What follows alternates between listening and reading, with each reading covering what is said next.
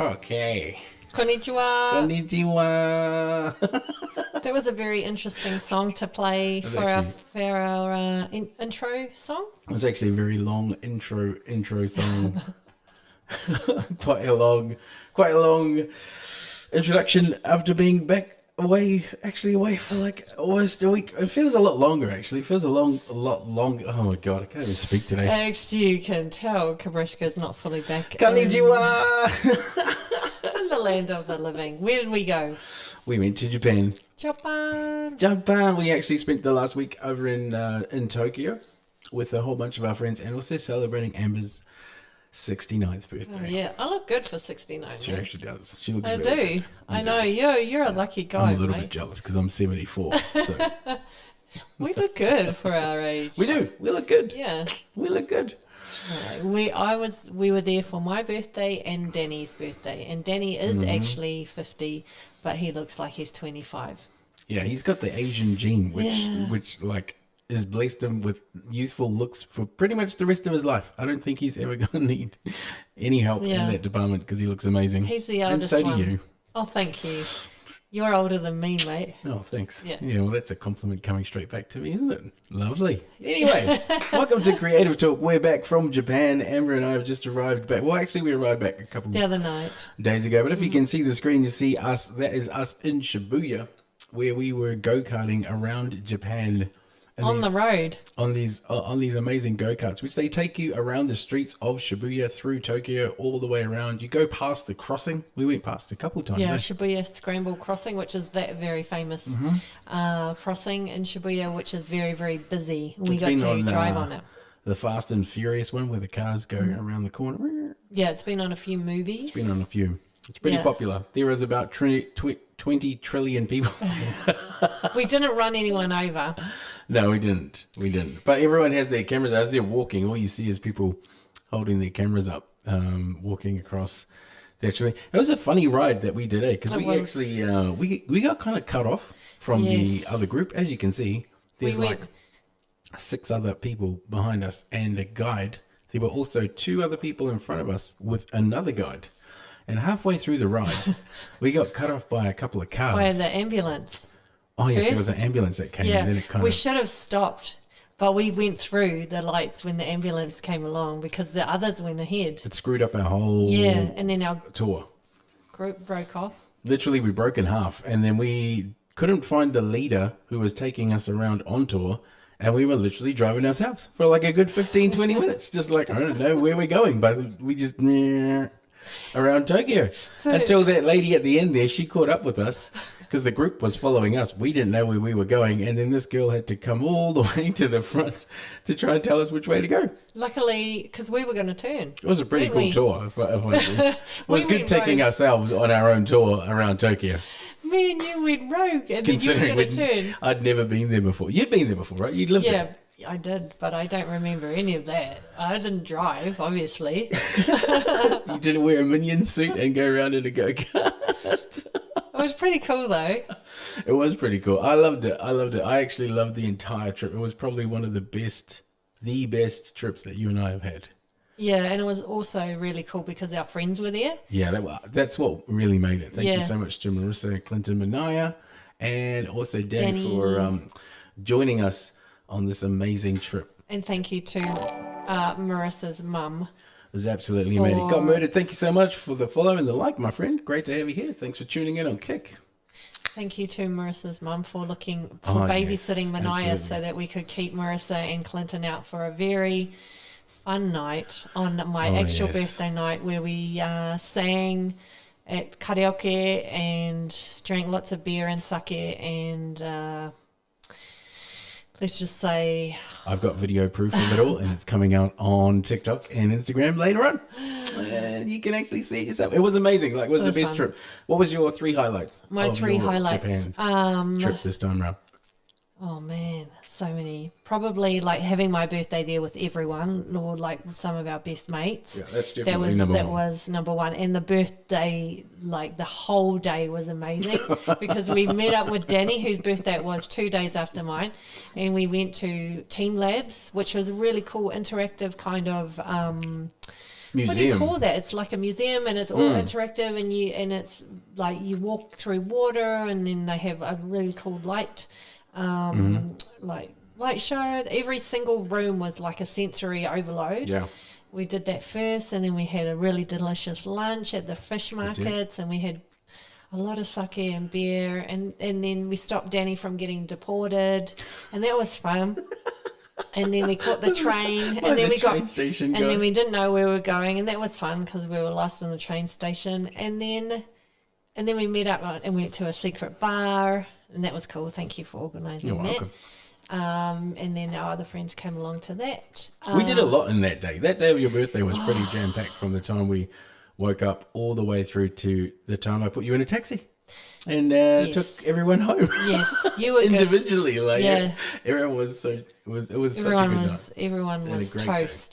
Day. Let's say that. So my birthday actual day with all the activities was epic. I think it was one of my best birthdays ever. I think it was. I think it was one of your best birthdays so far, for sure. We might have to go back. Oh yeah, when you turn 50. What else? That's was not that highlight? far. That's only 2 years away. Yeah. Another highlight was going to Disney with our friends. Oh yeah, DisneySEA. Yeah, we went to DisneySEA and went on actually heaps of the rides. I was expecting that we'd only get maybe 4 rides in because we would have to wait, but we actually got heaps. We did. I think we hit almost 10 rides by the end of the day, even including the time when we had to wait an hour for one. Yeah. We still got heaps. We got heaps of rides in. And there was 5 of us. Yeah. You know, including Manaia. So there was like, yeah, I was really satisfied by the time we left there. If you haven't been to any Disneys, 6 of us. DisneySEA is probably one of the newest Disneys in Japan that they've opened. It's been open for a while, but it's the newer versions of Disney rides. It is freaking amazing. Like, I'd never been to anything. The closest thing, because we're from New Zealand, so the closest thing we have to a Disney is called Rainbow's End, which if you've been to Rainbow's End, then you will know exactly what I'm talking about.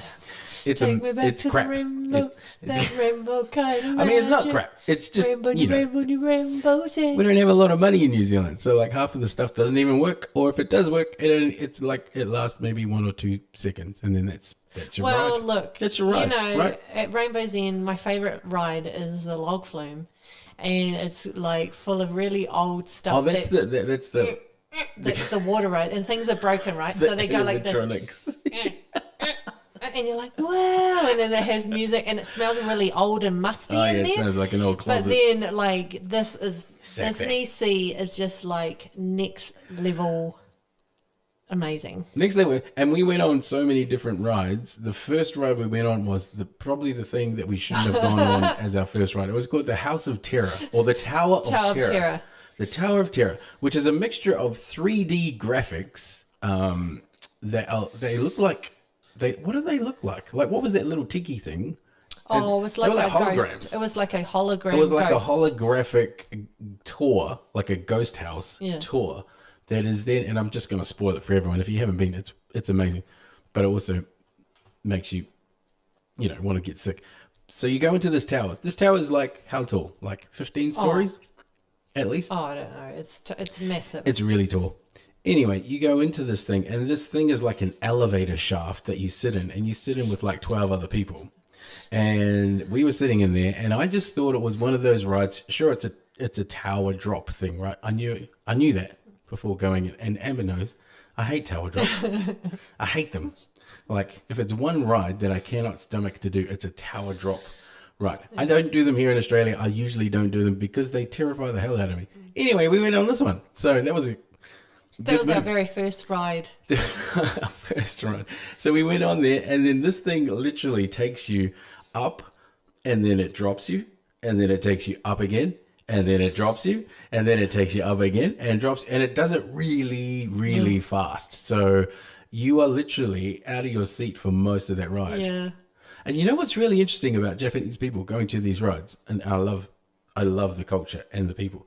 They have fearless children. These children are like, I don't know, 4 or 5 years old. I don't know if maybe 8 years old. They're tiny children. They're on these rides with adults, with their mum and dad. I don't know if that's the children are fearless, or if it's the parents that have been like come get on this ride because I want to go on the ride. Well, let's be honest. Adults only go to Disney anything because the adults actually want to go to Disneyland. That's it. It's not about the children. Let's be honest. Yeah. I saw so many adults going on rides, just making their kids go on the rides, and the kids were crying. We saw that. The little girl in front of us was bawling on the Tower of Terror. Small. She must have been like... I mean, we took Manaia on a scary ride, though. Oh, yeah, that was pretty cool. And he's 8 years old. He's 7, yeah. No, it was awesome. What else was my highlight? Eating ramen. Oh. You know, and now I've converted Kebrasca, and he loved it, and we had it 2 days in a row. It was not just ramen. It was like, I don't know what you call it. It was just incredible. It was incredible food. Yeah. Because it was ramen soup, which I like spicy anything. So it was like a spicy ramen with noodle and pork. And then what did you have with your one? No, that's all I had. The spicy one or the normal one? I had the same as you. Yeah, Tonkatsu. What were you? Very, very good. That's my Japanese accent, which is not very good. Oh, the go-karting was also a highlight. What were your highlights? First time in Japan, I'm going to say some really weird things. Like, first of all, the people. The people in Japan are so awesome. Amazing. They are so accommodating. They are, no matter what job they do it to the highest level. And it doesn't matter if they're a street cleaner, a police officer telling people where to go, a bus driver, a train driver, a guy serving you a drink. It doesn't actually matter. They are incredible at looking after people and working really, really hard at a really high level all day long and never complaining. Like, not once did I hear or see or meet an angry person until we got back to Australia in Sydney, and the first thing we meet is an angry, grumpy old man who literally just does not care that we've just flown 10 hours on a flight to come back.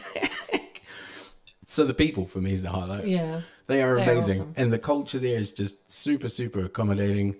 And considering how many people are in Japan, it doesn't feel crowded.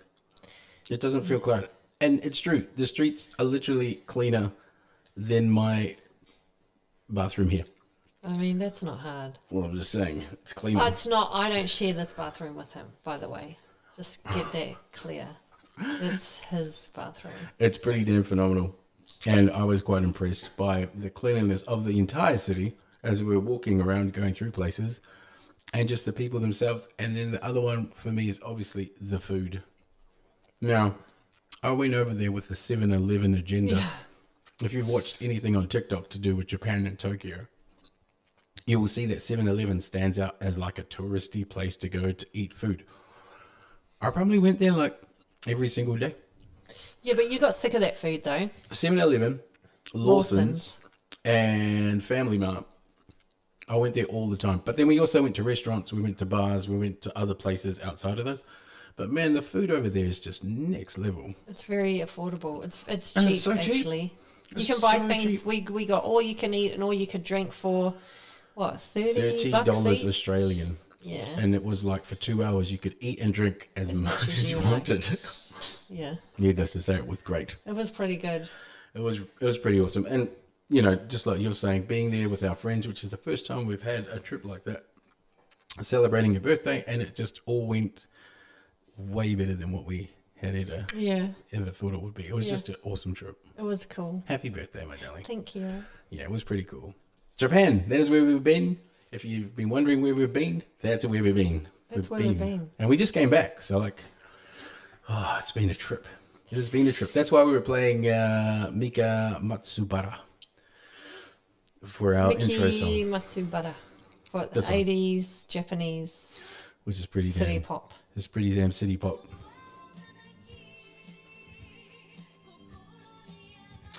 Anyway, on today's show of Creative Talk, we're actually going to talk about some stuff today. Some juicy stuff. Yeah, we're going to get into some action. Obviously, there's a lot of things going on the internet. There's a lot of things that have happened within marketing and business, and we're going to cover off some of those things today to try and keep you up to date with what you can do, whether you own a business, whether you're a creator, whether you're people like us who are married and work together and just torture each other every single day. Whether you're cat lovers and tarot card readers, we do it all. We do. And today we're going to kick it off with something that everyone's been probably bombarded with over the last couple of weeks, which is to do with a prominent figure in the actual internet world, Mr. P. Diddy himself, Mr. Sean Diddy Combs. Now, I don't usually like to talk about things to do with what this guy's been involved with, and there's a couple of reasons why. Mainly, it's a bit disappointing that someone at this level has been doing what he's been doing for that long, and we're only now just learning about how creepy and sad and crazy it is. Yeah. Right? Like, how long was he running hip-hop and R&B? Since the 90s. Like 90, that's like Since 20 the early 90s. years. No, a lot. 20 years plus. 20 plus? Yeah, 90, 20 plus. 2000, like 30. Yeah. You can see that we're not very good at maths. We don't have maths faces. But yeah, a long time. He's been around since Biggie. And when did Biggie die? Mid-90s. Hang on. Our cat it was is like calling. 1997, I think. Both him and... I think it was 97. I think it was like September 11th, 1997. Or 1994. Could be one of those two. I'm not sure. It was in the 90s anyway, mid-90s. It was in the 90s, correct. Our cat is trying to come on our podcast because she's been missing us since we've been away. Yeah, she's been thank you again also to Selma and Levi for looking after our cat while we've been away. She is... You guys did a great job. Yeah, you did a great job, thank you. And we came back and she was calm and she was lovely and it was really nice to come back and see Although her. now she's very, very clingy and you can't be away from her for too long because then she's like, where are you?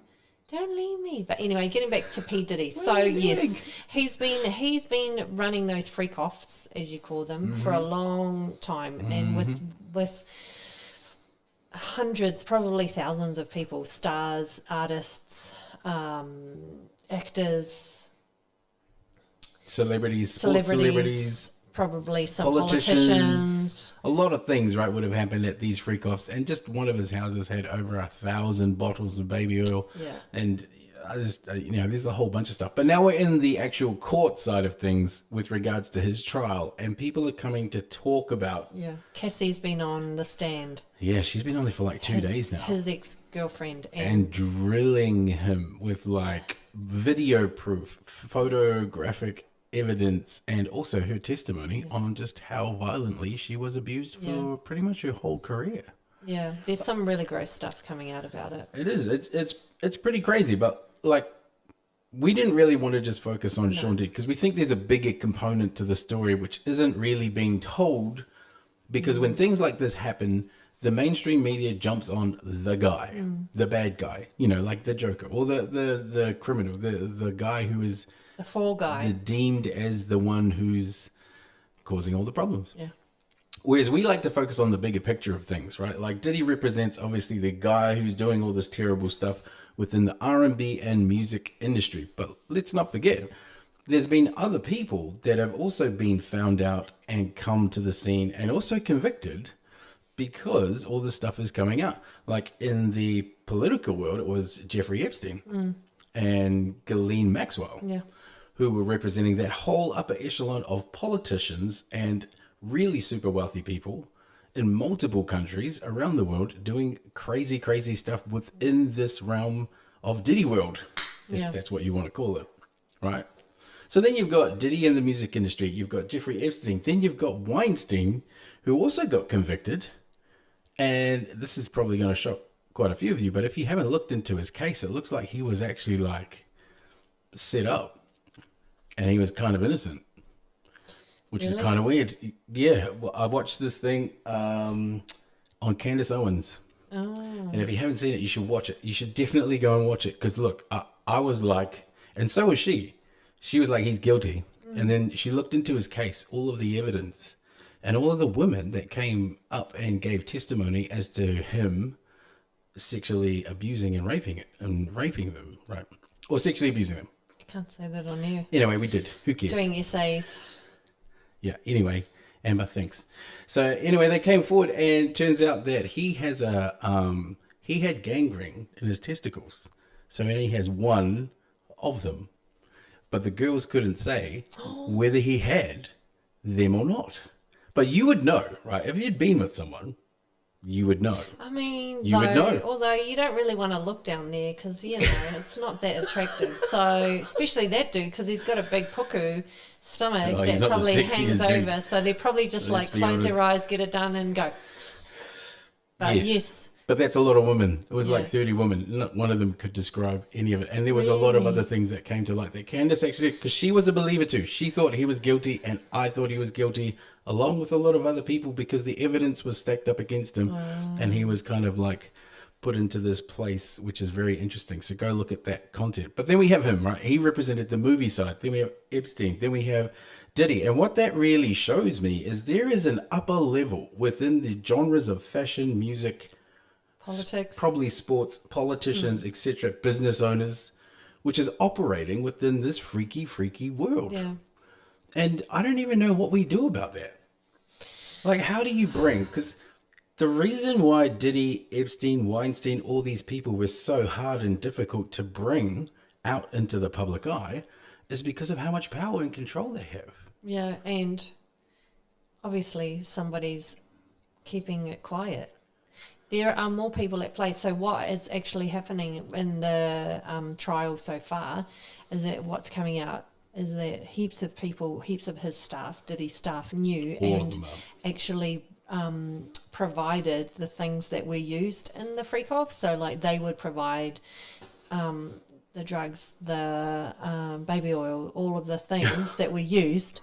They would be part of it. So, you know, there's those people that know. And then there's the other people that know that are the authorities. There's more than just that one person doing all of this because one person cannot pull off all of that, right? No. There's got to be more higher ups that know about these things and that are involved. Yes, because how does any of them, Epstein, Diddy, even R. Kelly, right, and Bill Cosby, how do they get away with all this stuff for so long, abusing and manipulating and controlling so many people in their industry, and yet not one person tries to come through? And if they, obviously, with that much control and power, you know, they make them disappear. Like P. Diddy's wife, Kim Porter, correct. Now, that's not conspiracy. Kim Porter, if you don't know who she is, she was P. Diddy's wife. And the children that he currently has now are from her and the marriage that they had together. She actually released a book, was going to release a book. And then she died of pneumonia. And she was healthy and was actually planning to leave him. Was going to release this book. And the book never came out. And then she died. She was unalived. And the book is Tell All. And actually there is on TikTok, there is all these people that have bought the book because it ended up, her manuscript got sent out to her best friends as she was passing as a kind of a safety net to tell her story, even if because she knew she was going to get done because of how violent he was. And so she gave the manuscript away and she said for them to release it at a certain time. And there's a lot of evidence that points to Diddy being part of the Tupac and Biggie murders, as well as being involved in a whole bunch of things that he got away with over the years that they were just married. Not talking about the whole 40 years of his career, just the time that they were married. And it was insane, the stories that she had. From sleeping with other men and women and other celebrities like the Smith family, like Kim Kimura.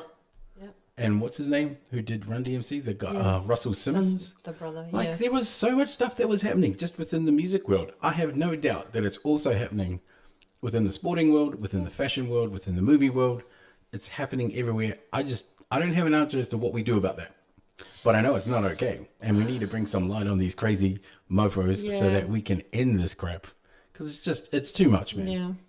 It's too much. I think it's about being more discerning about what you are digesting or what you are focusing your attention on, in terms of like, don't just believe every, you know how some people blindly follow famous people. Yes. And they're like, oh, they're the best thing ever. Think again, you know, like just be a bit more aware that these people may not be very good. So do you want your children following them? Do you want, like, what are their values? And obviously they have a public persona, but then they have a darker persona or whatever that is. But do your research, because there's a lot of those people out there who a lot of people follow, and they might not necessarily be very good people. But like with someone like Diddy, you know, or even Weinstein, at the height of their control and their power, how would you know? How would you know they were a bad person? You know what? Because you'd go there, like Cassie, for example, right? She went there. No, but I'm talking about like the general public. Say if we were, if what should we do so that we don't buy into this and continue to do it? Right. Be more discerning about who you follow in terms of social media or music or movies, or just know that they're not everything that they seem. Maybe. I don't know. I don't know what the answer is. I think it's a good idea to try and approach it, for sure. Yeah. I just don't know how you'll monitor it. Like, how will you know? You don't. You don't. But there's heaps of conspiracy theories, and there's heaps of there's a lot. Stories that come out, like especially from Jaguar Wright, who was at the trial, and that is she started a lot of these things back at the time where everyone was basically saying she was crazy. Yeah. So she is she was the EA for Jay-Z, so she knows a lot of these things firsthand. Yep. And she was saying all this stuff would come out. She was saying that he will be taken down. She was saying a whole bunch of stuff which has now come to light, and it is being proven. Yeah, so I think maybe... I'm surprised she's still alive. I know. I think they would have tried to take her out. Exactly. Oh, she better be careful. I feel it's about trusting yourself and your gut and being... not following blindly. I think it's about being open, you know, not being so closed off that you believe these people are exactly what you see on the media and television and sporting and on the big screen, right? Because as you know, creators these days, they create content so that it's entertainment. So you watch it, right? It doesn't mean that that's the real person though, right? And we'll never get to meet that real person because they're of a certain level, but you can always have a certain feeling or a vibe about a person just from seeing them, spending time with them, or even just looking at someone who's picture perfect and going, there is no such thing as picture perfect in this world. Nothing. Even if that's all you're seeing, surely this person is just not that all the time. Be. Like, you just can't be. It's not realistic, right? Exactly. Like, we ain't perfect. Far out. I mean, but we don't pretend to be perfect. No, we're just our beautiful selves. Anyway, that's our little take on the Diddiness. We don't want to go too dark on the Diddy. We don't want. That's a song right there. We don't want to go too dark on a Diddy. Diddy, diddy, diddy. Oh, he did it. Oh, that was my country western. That was my country. Go dark on the Diddy rendition of.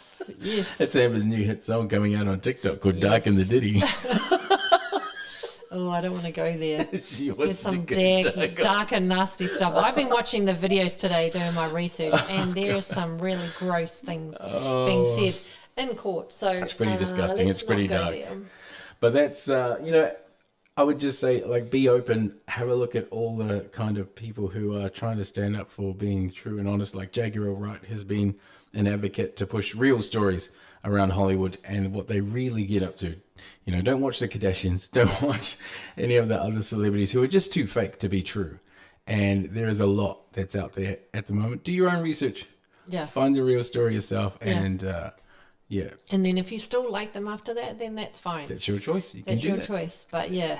We choose to go. I can't wait till he goes inside. You know? I mean, it's going to happen. You know what? And then he's probably going to get offed. He'll be unalived. Yeah. He'll be unalived Diddy. But there needs to be more than just him. There needs to be the other people that were involved, right? Yes. Yeah. Yeah, there's going to be a lot more people. Yes. And hopefully they all go down one by one, which will be very interesting. Good to see. Yes, yes, it is. It is. Right from the Diddiness, we're going to go and talk about a new kind of, platform that's been going out at the moment. Obviously, there's platforms galore that are currently out in the social media platform world. And we thought we would bring some insight into a platform that's actually coming to light, which has only just recently been launched and seems to be growing in popularity. Substack And also, taking its place. also seems to be making some waves. It's called Substack, if you haven't heard of it. Is dying. This Is is what it is. Substack taking its place? Social media is chaotic. Algorithms are volatile. And now that brand deals are drying up, creators are exhausted. They're sick of chasing the algorithm, shortening their opinions to 60 seconds, and most importantly, not owning their audience. This is where Substack comes in. For those who live under a rock, Substack is a publishing platform, a community hub, a revenue stream, a newsletter tool, a social feed, and a comment section, all in one. And it looks like they're also moving into video. I just love this platform. This is not an ad. Now, as someone who uses it, Substack is great because it's giving creators something we haven't had in a decade: control. Even big name journalists are quitting publications to launch Substacks because they know their audience follows the writer, not the publication. But here's the catch. The more Substack catches on, the more inboxes are getting crowded. So the next wave of success won't be just writing well, it'll be building a brand around your voice. Who's your favorite Substack creator to follow? So Substack, one of the newest platforms that's hit the market. We've also got something from the CEO of Substack to give you a bit more insight into what's it about. From a lot of the same creators that you already follow. This is why Substack isn't like other social media. I'm the CEO of Substack, by the way. So Substack has a lot of the same types of content you enjoy from a lot of the same creators that you already follow here. But the content on Substack is just better because Substack works differently. Other platforms are like a high school cafeteria with that lunch lady just piling slop on your plate. Substack's like a trip to the grocery store where you choose what you want to eat, and creators get to choose what they make. They don't need to hack the algorithm. They can make compelling, original, niche content that you're going to love.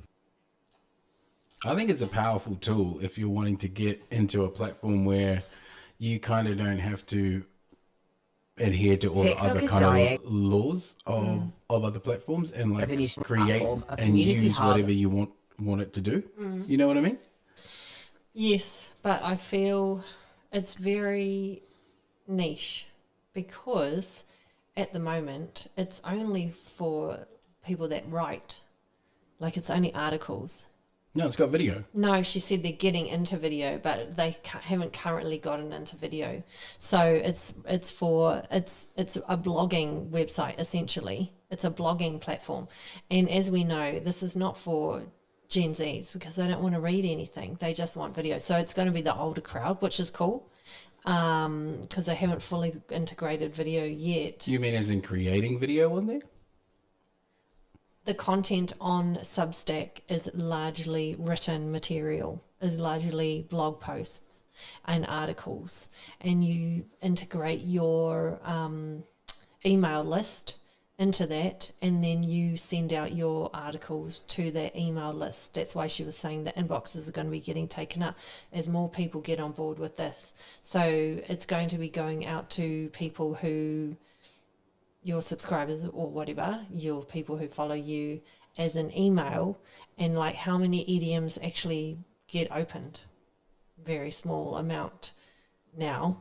So I feel maybe once they fully integrate video, then it'll be better, but it's mostly a writing platform. Correct, it is. Yeah, I just can't see, it's cool for that, but I just can't see... It's already got video. Okay, it's got video. It's also got live streaming. So okay, so they have started integrating it. How old is her thing? Or her thing came out this week. okay, But the platform's been around for almost 7 years. a couple of years. Okay, It's been around for ages, but it hasn't been popular. yeah, But it's becoming popular because people are getting sick of having to produce high quality videos at a rapid pace to keep up with the algorithm on things like Instagram and TikTok. So Substack, you don't get penalized if you don't create content. You know, you have a break because you don't need to pump out as much. Plus you have subscribers, which is very different to followers because not all your followers see your content. Yeah. But on Substack, every single subscriber you have will see your content. It's part of their process of getting your content out, whether it's written, whether it's video, whatever. So really the drive is to try and get as many subscribers and then eventually offer products to them, because they'll be able to see those two to all your following. Yeah. And you can decide if you want to have paid content go out. So people who are subscribed or paying for content watch that.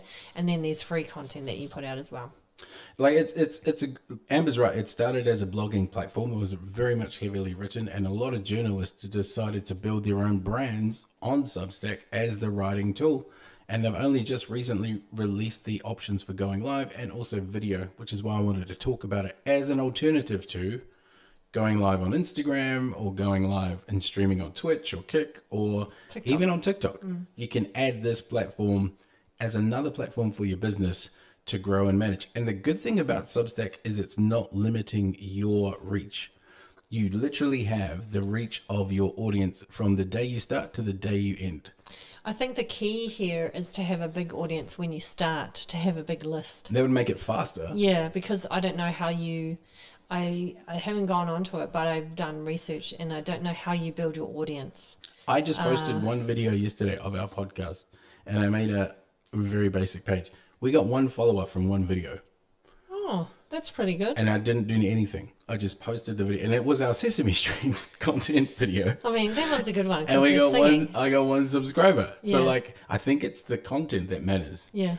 And if people like it, maybe it increases. We'd probably have to do a bit more look into how the algorithm works, because in order to show everything to everyone, that's a lot. That's pretty cool. It's kind of like LinkedIn. LinkedIn does the same thing with its sharing and liking. It goes to everyone that is in your network. Yeah. It's pretty cool. Yeah. I still haven't turned it off. But so if Substack is something that drills with you, if you have a blog, if you have a following and you're wanting to add another platform, because we love platforms, to your kit of social, then check out Substack. I wonder if they have a thing on there that stops ChatGPT like text copy. Oh, that's interesting. Because this is made for writers initially. So are they going to keep that level of content written by you or written by? Well, let's be honest. By the end of this year, everything's going to be AI written. Yeah. So I wonder if they'll have a thing and keep it really pure, so to speak, and then not allow any AI written material. Well, Google's got it. Google's released a AI bot that can screen content to tell you whether it is real or not. But you know what's silly about that is that when you open a Google page, the first thing that comes up is an AI thing that's written about what you're Gemini version. Yeah. So it's like it's blocking your AI stuff, but it will give you the answers in AI. Yeah, it'll tell you who their AI is by showing you AI. Yeah. Don't you think that's funny? It's like they're all competing against each other. Well, they are, right? They are actually competing. Meta's got one, Google's got one. Freaking everyone's releasing one that is all supposed to do the same thing, and yet they don't. Right? It's like buying a car. Not every car is the same. They all have different features. They all do things faster or slower than the other. And at the end of the day, AI is going to change the way we interact, the way we write content, the way we produce content, and how we actually do this. In fact, we were going to cover off some of the things to do with AI as our final topic for this evening in the podcast, because AI has actually come a long way. Like we started, I've been a massive fan of AI for a very long time. I was very anti, if you have watched our videos from the past. But always been anti. But now I use it. I still use my brain though. But this is what AI used to look like. Look at this. On the left-hand side is this is a Will Smith progression of 2 years, right? On the left is Will Smith doing AI back in 2023. And now we have Will Smith doing AI 2025. Neither of these are real, by the way. Will Smith has not done any of this. This is actually generated on the AI platforms that are available today. Sora and ChatGPT, and there's a whole bunch of others. Midjourney, there's so many that you can produce content on. But look at the difference on what used to be available. His head looks like I don't know what kind of animal that is. But you know a sloth? You know that he looks like a sloth. He does, eh? And his face is like falling off, like melting. His nose is destroyed. His ear is just falling. Look at that. That is... It looks crazy. I mean, look at this. That. This is just... That's where we were 2 years ago. Yeah. And then if you look at this... Look, there's another one. There's two of them. The noodles What are the just hell? vanishing into nowhere. Like, his hand is noodles. He's got noodle hands. Oh my god. It's like his face is melting off into the noodles or something. But like that's where we were 2 years ago, right? Like that is AI in 2023. Yeah, it's come a long way. And it's progressed a lot. Like, you can't really tell on the right-hand side that was AI generated because it looks so freaking real. And that's only 2 years. Imagine what it's going to be like in another 2 years. You're going to go from April 2025 to April 2027, and I can guarantee you we will not be able to tell the difference. I don't even think we're going to be able to tell the difference by the end of this year, end of next year. It's just becoming so good. Scary. So scarily damn good. Because you got to watch out for the deep fakes then, right? Well, you do, but it's going to become so hard to know a fake and what's available that without those platforms that you're talking about, you won't even know what's real and what's not. You just won't, because it'll be too hard to tell the difference. Like even platforms like this, like Sora, they have so many different types of videos that you can create. Oh, look at this one. This one's cool. Oh, they're having sashimi. It's like a bear picnic in the woods. It is. And they're having their salmon. Oh, and they're eating It's a sushi feast. Yeah. Like, that's incredible, man. Fully generated by just words on text, which was this. A family of grizzly bears sit at a table dining on salmon sashimi and with chopsticks. That was the full prompt that they gave Sora, which is OpenAI's video version of producing video. If you haven't checked it out, go and have a look. It is incredible. Absolutely incredible. It does a whole bunch of stuff. That's one video. Then there's also like realistic videos like this, which is a storyboard prompt. Japanese winter market. Look at that. Their faces look so real, right? Like, that could be one of our team shooting up the market in Japan. And it looks exactly the same. It's crazy. Like, there is some real interesting parts with like the smoke coming up that guy's nose and vanishing up there, which is really interesting. And who knows? Yeah, I mean, but like overall it's though, pretty damn good, right? You couldn't tell. And the trees are on the roofs. Can you tell? It's really funny. But when you look at the details, then you realise, like that tree is growing out of the roof. And that tree. But you can't, like, unless you're like us who look at those kind of things, right? You can't really tell the difference. And it's done so well that these things just look incredible. Look at this. Look at her face. That's like a full close-up shot with reflection in the eye. Like, that is incredible. That is so realistic. It's becoming scary, people. Jeez. It's becoming scary. So what do we do with this AI tech that's coming up? Well, there's nothing we can do. We can't stop it. It's already started. And AI is so good, it generates itself and regenerates itself every 3 months. It increases. It almost doubles in capacity. Which means what we have now in the 2025, as you've seen with old Will Smithy over here, is that we're going to have some really incredible ways of making content faster, quicker, and easier in less than 24 months. Do you think it'll mean the end of influencers? I think influencers is going to evolve to where we have something similar in both Japan and China, where there's still going to be real people influencers, but they also have a big following of digital AI created influencers. And I think they're going to become just as popular as the existing real ones. I also think real ones are going to actually create alters.